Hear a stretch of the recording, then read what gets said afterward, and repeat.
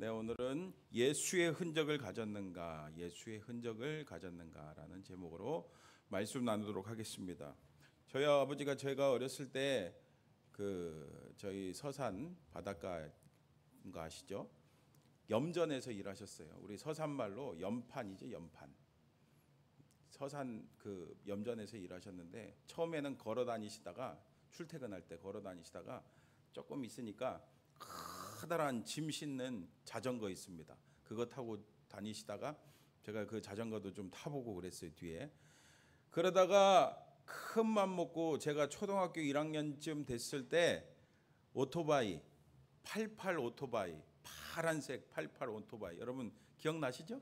네, 그 오토바이를 중고로 장만을 했습니다.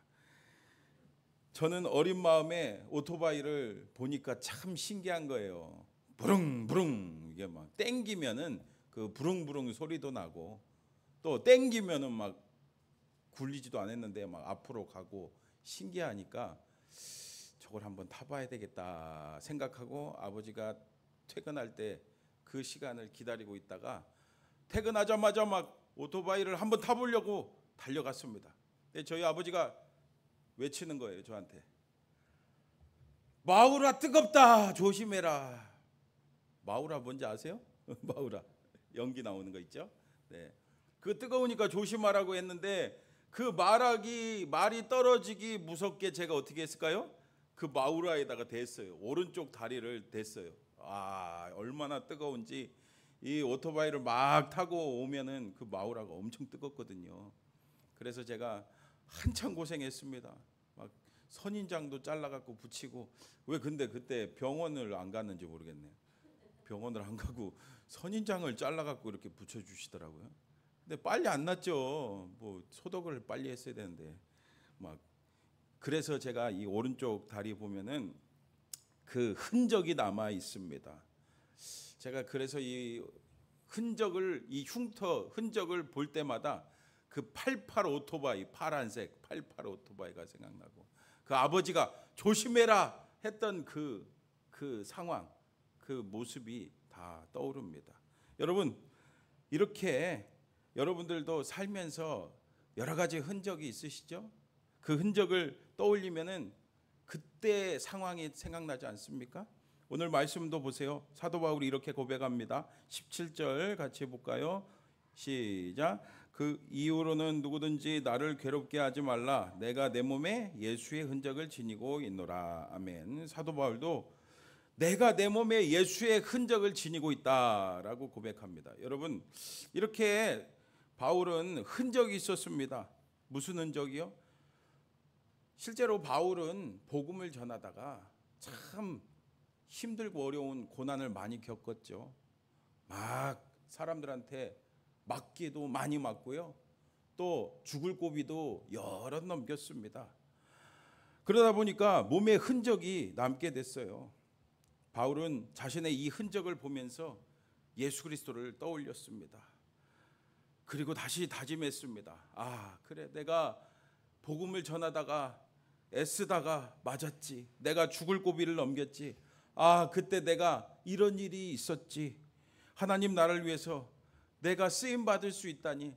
나 같은 죄인이 하나님 나라를 위해서, 예수님을 위해서 살 수 있다니 너무너무 감사하다. 하나님 감사합니다. 내가 더욱더 하나님 나라를 위해서 살겠습니다. 이렇게 그는 다짐했어요.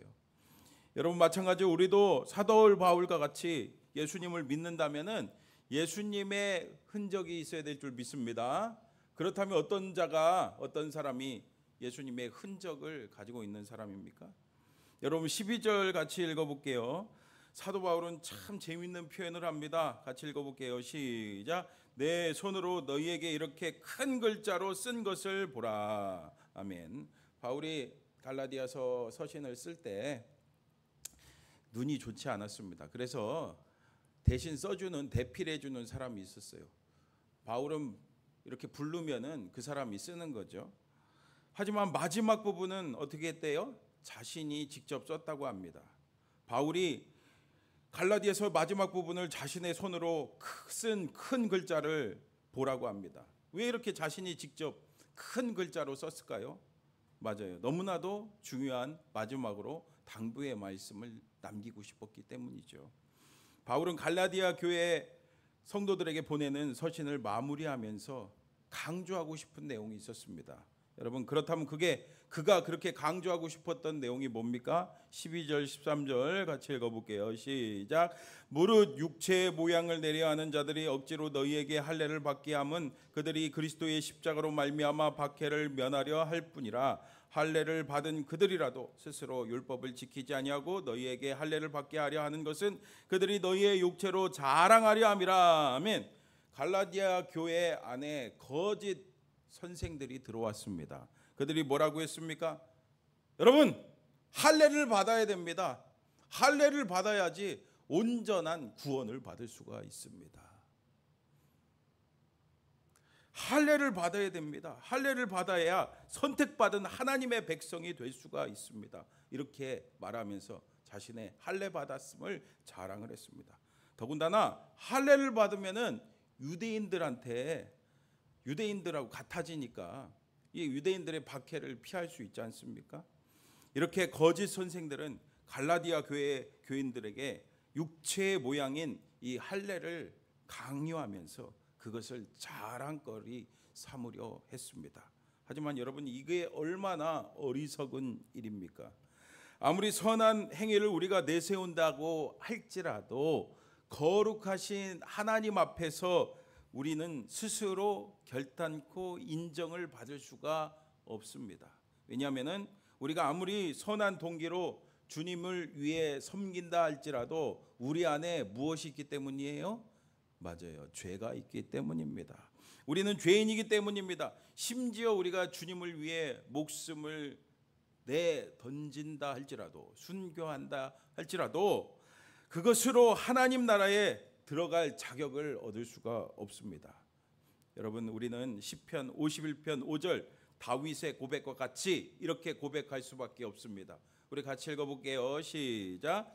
내가 죄악 중에서 출생하였으며 어머니가 내 죄 중에서 나를 잉태하였나이다. 아멘. 이렇게 우리 모두 다 죄인이기 때문에 거룩하신 하나님 앞에 어떠한 노력과 공로로 자격으로 스스로 구원받을 수가 없습니다. 이에 대해서 사도 바울은 이 대적자들 거짓 선생들에 대항하여 기독교 복음의 본질을 이야기합니다. 여러분, 그게 뭡니까?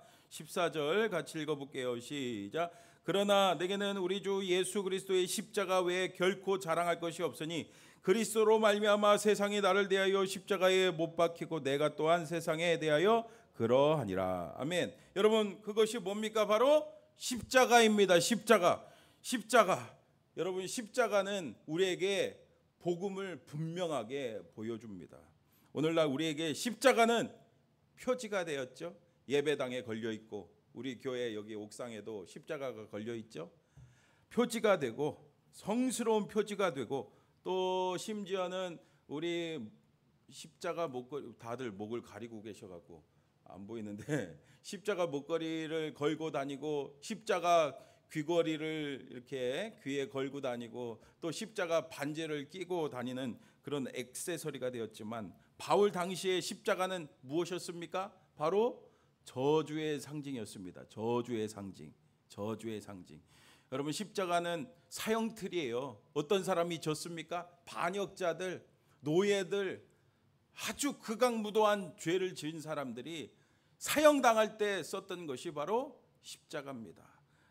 예수님 당시 사람들이 현대에 와갖고 이 십자가를 본다면은, 아니 저 십자가 사형틀을 목에 걸고 다녀?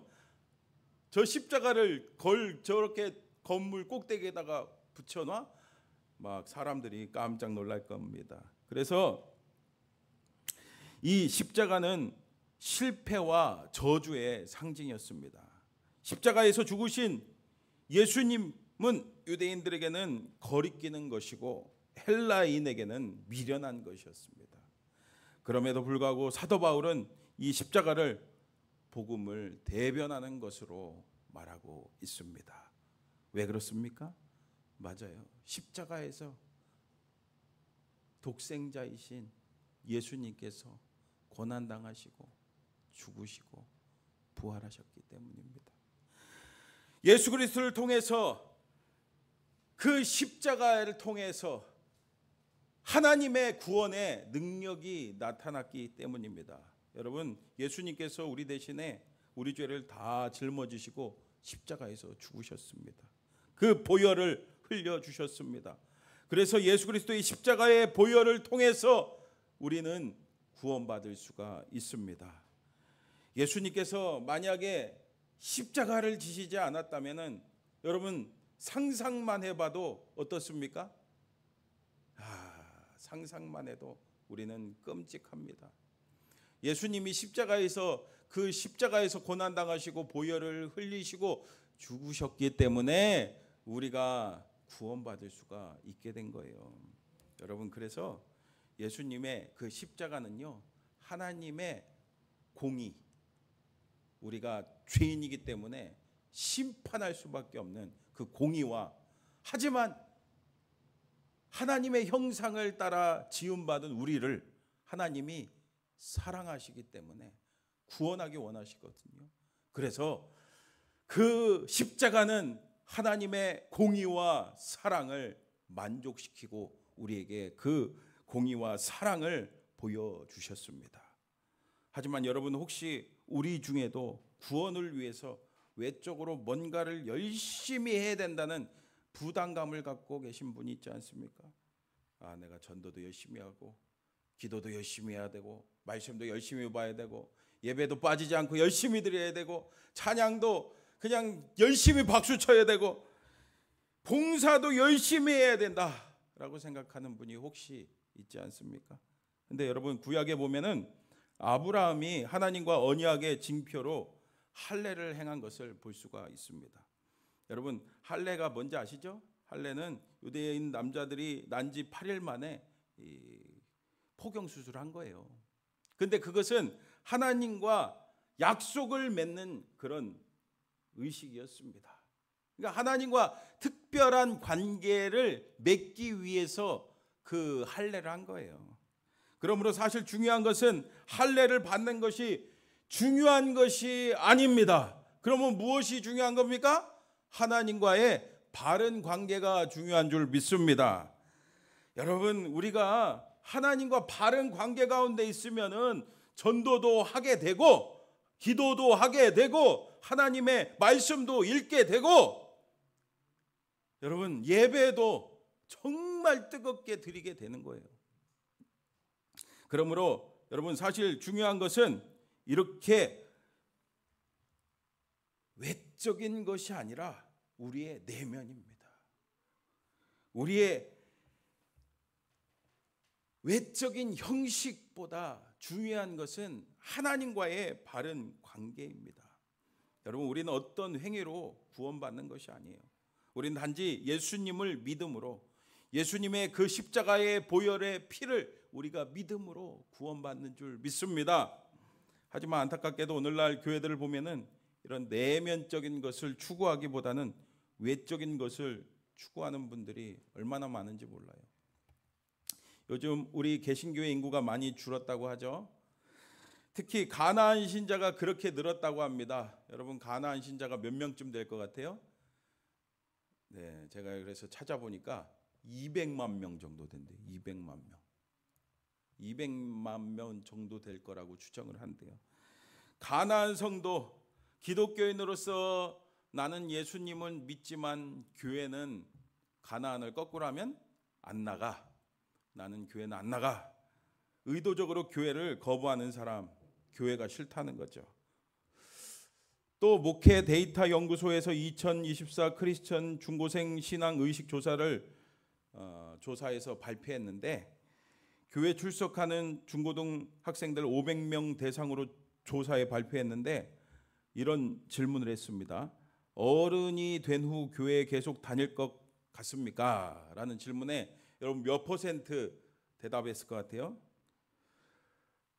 그만 다닐 것 같다는, 그만 다닐 거라고 한 사람이 12%예요. 난 이제 어른 되면은 교회 안 나간다는 거예요. 그리고 잘 모르겠다, 22%입니다.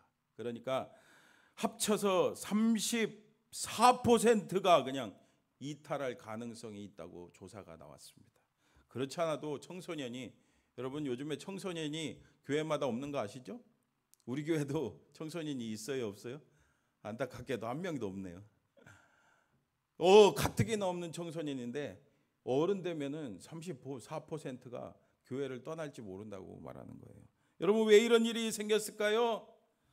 사람들이 내면의 변화를 추구하기보다는 하나님께 기도하고 자신의 죄를 깨달아 회개하고 변화되기를 원하기보다는 교회에서도 세상과 마찬가지로 외적인 것에 많은 관심을 두고 그거에 대해서 신경을 쓰기 때문이죠. 예를 들면 그런 거죠. 나는 11조를 잘해. 나는 교회도 잘 나와. 나는 성경 공부도 했어. 나는 제자 훈련도 받았어. 나는 권사야. 나는 장로야. 나는 이런 직분도 있어. 그러면은 목사님이 나를 인정해 주시겠지. 그리고 성도들이 나를 인정해 주겠지. 여러분 어떻습니까? 마음속으로 혹시 이런 생각이 들 때가 있지 않습니까? 그런데 이것이 보통 이렇게 이어집니다. 난 이것도 잘하고 이것도 잘하고 저것도 잘하는데 나는 봉사도 열심히 하고 전도도 열심히 하고 왜 저 사람은 나보다 못하지? 정죄하고 판단하고 그렇습니다. 그러면서 자신의 행위를 의지하고 자랑합니다. 그러다 보면은 은연중에 다른 사람한테 상처를 줄 때가 있어요. 여러분 가나안 성도들이 왜 교회를 떠나 안 나가 성도가 됐겠습니까? 그냥 스스로 나 이제 교회 안 나가 그러겠습니까? 맞아요. 그리고 오늘날 청소년들이 왜 교회를 떠나겠다고 하는 겁니까? 바로 사람들 때문이에요. 교회 안에 사람들 때문에 상처받아서 그런 거죠. 여러분 외적인 것만을 추구하고 자랑하면 이런 사태가 발생합니다. 그래서 사도 바울은 분명하게 말하죠. 우리 14절 하반절 보세요. 그리스도로 말미암아 세상이 나를 대하여 십자가에 못 박히고 내가 또한 세상에 대하여 그러하니라. 아멘. 그리고 빌립보서 3장 8절 말씀 보세요. 또한 모든 것을 해로 여김은 내 주 그리스도 예수를 아는 지식이 가장 고상하기 때문이라. 내가 그를 위하여 모든 것을 잃어버리고 배설물로 여김은 그리스도를 얻고. 아멘. 사도 바울은 진짜 세상적으로 봤을 때 자랑거리가 참 많은 사람이었습니다. 가문도 훌륭했죠. 그리고 학문도 뛰어났습니다. 요즘 말로 박사학위까지 있는 그런 사람이었습니다. 아주 똑똑한 사람이었어요. 하지만 그 모든 세상의 것을 다 십자가에 못 박았습니다. 그것을 자랑하지 않습니다. 심지어 그것을 뭘로 여겼다고요? 배설물로 여겼어요. 여러분 배설물이 뭡니까? 똥이죠, 똥. 다 똥으로 여겼다는 겁니까? 여러분 그렇습니다. 우리의 헌신과 충성이 우리의 육신을 자랑하기 위해서 행해진다면은 그것은 하나님께 인정받을 수가 없습니다. 우리는 하나님을 향한 순수한 열정과 헌신으로 하나님께 영광 돌려야 될 줄 믿습니다. 사도 바울은 이렇게 외면적인 것을 추구하고 자랑하는 사람들에게 분명하게 말씀합니다. 우리 같이 14절 같이 읽어볼게요. 시작. 그러나 내게는 우리 주 예수 그리스도의 십자가 외에 결코 자랑할 것이 없으니 그리스도로 말미암아 세상이 나를 대하여 십자가에 못 박히고 내가 또한 세상을 대하여 그러하니라. 아멘. 나는 우리 주 예수 그리스도의 십자가만 자랑한다. 나는 십자가만 자랑하겠다는 거예요. 여러분 십자가만 자랑하시기를 축복합니다. 그런데 이 십자가의 길을, 그 자랑하는 길을, 십자가를 쫓는 그 삶의 그 자리가 때로는 힘들고 어려울 수 있습니다.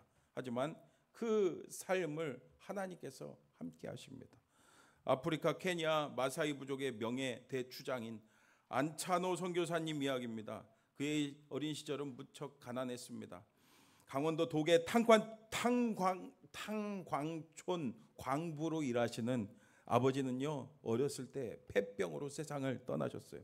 당시 고등학생이었던 그는 학비를 벌기 위해서 방학 때마다 탄광에서 일했대요. 그러나 결국에 돈이 없어갖고 중간에 중퇴할 수밖에 없었습니다. 그리고 아버지처럼 광부가 되었어요. 정말 세상 말로 막 막장 인생이 된 거예요. 막장 인생이 되어서 날마다 그냥 술로 세월을 보냈습니다. 그러던 어느 날 우르르 쾅쾅 하면서 그 탄광 갱도가 무너지는 사고가 일어났어요. 함께 갱 속에 갇혀 있는 광부가 그에게 물었습니다. 자네 예수를 믿나? 참 어이가 없었죠. 지금 갱이 무너져 갖고 지금 죽느냐 사느냐 하는 마당에 무슨 갑자기 예수 타령인가? 안 믿어요. 투명스럽게 말했습니다. 이렇게 아주 투명스럽게 얘기했는데도 불구하고 이 광부 아저씨가 침착하게 그에게 말했습니다.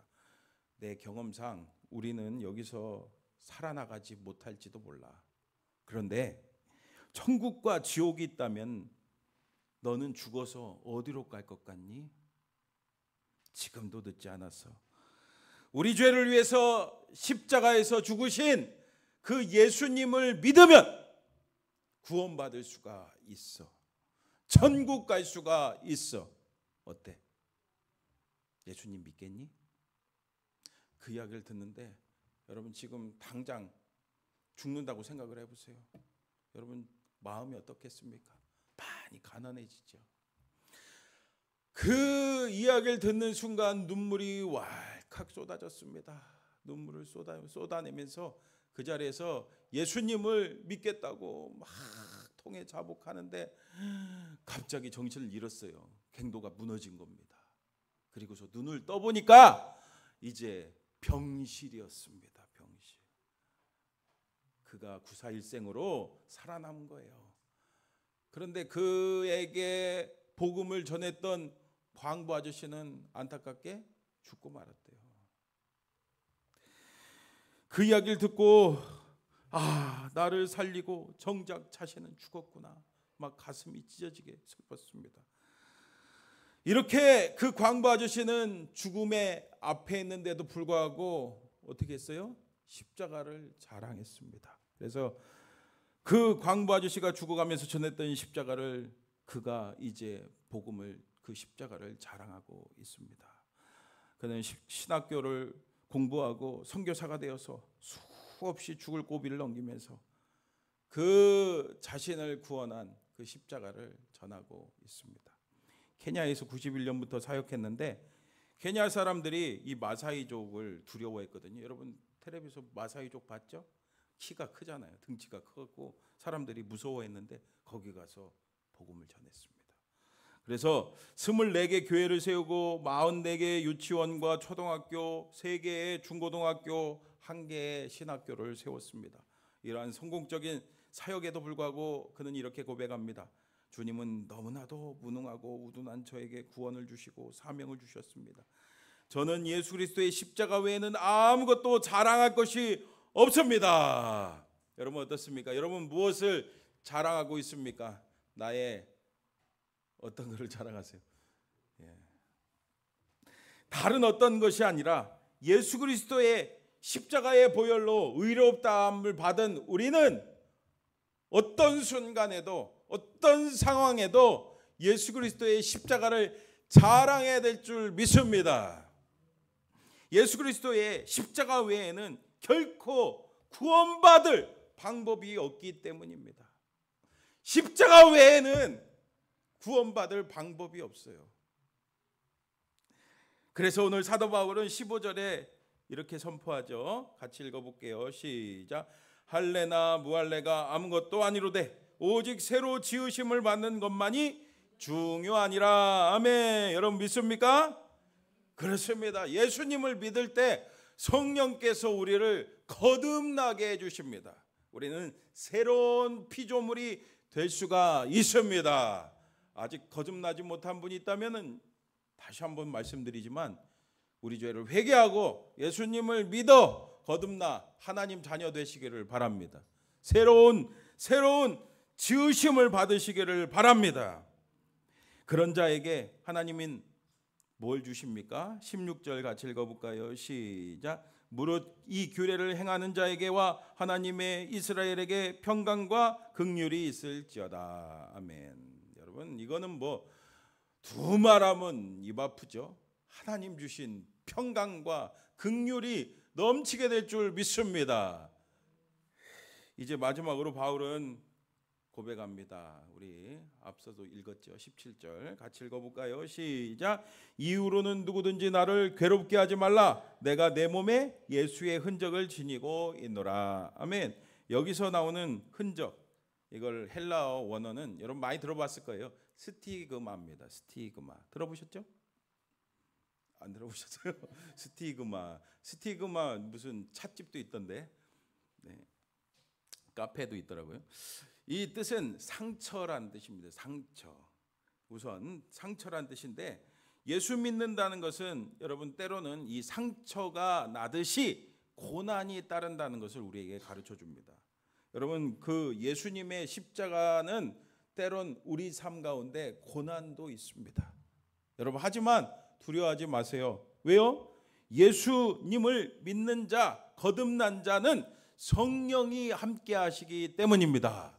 성령이 계시네, 할렐루야, 함께 하시네. 좁은 길을 걸어도 항상 기뻐할 수 있는 것은 성령이 우리와 함께 하시기 때문인 줄 믿습니다. 여러분 성령 충만 받으시기 바랍니다. 그래서 하나님 나라를 우리를 인도하십니다. 그러니 이 세상은 사실 잠시 잠깐일 뿐이에요. 영원한 하나님 나라를 소망하면서 여러분 잘 인내하시기를 축복합니다. 또한 이 스티그마는 낙인이란 뜻도 있어요. 낙인.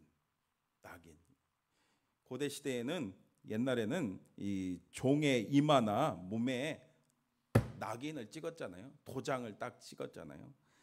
그래서 주인이 자신의 소유를 표시했습니다. 예를 들어 뭐 도장을 김성준 거 이렇게 이름을 딱 새기는 거죠. 그럼 내 김성준 거가 그 종이 되는 거죠. 김성준이 누군지 아시죠? 여러분은 어떤 낙인이 있습니까? 예수의 낙인이 있는 줄 믿습니다. 그래서 우리는 예수 그리스도의 종입니다. 바울은 예수 그리스도의 종이라는 것을 강조하는 거예요. 여러분 어떻습니까? 예수 믿고 거듭나셨습니까? 그러면 우리도 예수님의 종인 줄 믿습니다. 그러므로 여러분들의 얼굴에, 여러분들의 손과 발에, 여러분들의 성품과 인격에 예수 그리스도의 흔적이 있어야 됩니다. 여러분 주석중 교수님 아세요? 얼마 전에 뉴스에 나왔더라고요. 이분에 대한 이야기가. 이분이 누구냐면은 서울 아산병원 흉부외과 대동맥 수술 국내 최고의 권위자 중에 한 명입니다. 그래서 많은 사람들을 그 대동맥 수술을 해갖고 살렸어요. 근데 안타깝게도 작년 6월 달에 교통사고로 이 세상을 떠났대요. 주 교수님은 의사로서 살면서 남다른 희생정신을 발휘했습니다. 병원 가까이 살았어요. 10분 거리에 살았대요. 왜냐하면 24시간 항상 대기하려고요. 응급 환자가 오면은 바로 그냥 뛰어가서, 전화 오면은 바로 뛰어가서 수술해 주려고, 생명을 살리기 위해서. 이 기술을 갖고 있는, 이 대동맥 수술을 할 수 있는 사람이 여러분 전국에 몇 명인지 아십니까? 30명이래요. 30명. 그 중에 최고라는 거예요. 장례를 마치고 유가족이 찾은 연구실에는 뜯지 않은 라면 스프가 상자에 수없이 쌓여 있었다고 합니다. 장남인 주영현 씨가 이렇게 말했습니다. 제대로 식사할 시간을 내기도 어려워서, 아니면 그 시간조차도 아까워서 연구실 건너 의국에서 생라면을 가져와 면만 부셔 드시고 스프는 그렇게 버려둔 것이 아닌가 여겨집니다. 오로지 환자 보는 일과 연구에만 전심전력을 다하고 당신 몸은 돌보지 않고 평소 아버지의 모습이 그대로 느껴져 너무나 가슴이 아픕니다. 환자들 돌보는데 너무 바쁘셔갖고 생라면을 그렇게 부셔 드셨다는 거예요. 근데 불의의 사고로 하나님의 품에 안긴 이 주석중 교수의 기도문이 공개되어서 많은 사람들에게 울림을 줬다고 합니다. 사실 이분이 예수 믿는 사람이었어요. 주님의 교회 집사님이었습니다. 그는 병원 연구실에 여러 기도문을 남겼는데 그중 연구실 벽에 붙어 있던 한 기도문의 한 부분을 제가 읽어드릴게요. 이분이 영어로 썼더라고. 영어로. 제가 영어로 한번 읽어볼게요. 여기 자막 좀 띄워주세요. But what can I do in the actual healing process? Absolutely nothing. It is all in God's hands. 여러분 다 아시죠? 무슨 뜻인지? 제가 번역해 드릴게요. 실제 치유 과정에서 제가 무엇을 할 수 있습니까? 절대로 아무것도 할 수 없습니다. 모든 것은 하나님의 손에 달려 있습니다. 여러분, 그는 뛰어난 의술을 가지고 있었지만 교만하지 않았어요. 늘 하나님만 의지했습니다. 여러분, 이 모습을 보고, 이 기도하는 이 분의 모습을 보고 사람들이, 사실 이분이 떠나가서 너무나도 안타깝지만 그의 모습에서 뭘 발견했겠습니까? 여러분, 이렇게 예수의 흔적을 가진 자는 삶이 다릅니다. 예수님이 드러나는 삶을 살아갑니다. 하나님의 영광이 드러나는 삶을 살아갑니다. 사랑하는 성도 여러분, 이제 마지막으로 여러분들에게 묻겠습니다. 여러분은 정말 예수 믿고 거듭났습니까? 그래서 예수의 흔적을 지니고 있습니까? 그렇다면은 여러분들을 통해서 예수님을 볼 수가 있어야 돼요. 여러분들을 통해서 다른 사람들이 예수님을 볼 수가 있어야 됩니다. 오늘 저와 여러분 모두가 다 거듭난 하나님의 자녀로서 십자가만 자랑하고 여러분을 통해서 하나님의 영광이 드러나고 예수님의 흔적이 드러나기를 주님의 이름으로 축원합니다. 네, 오늘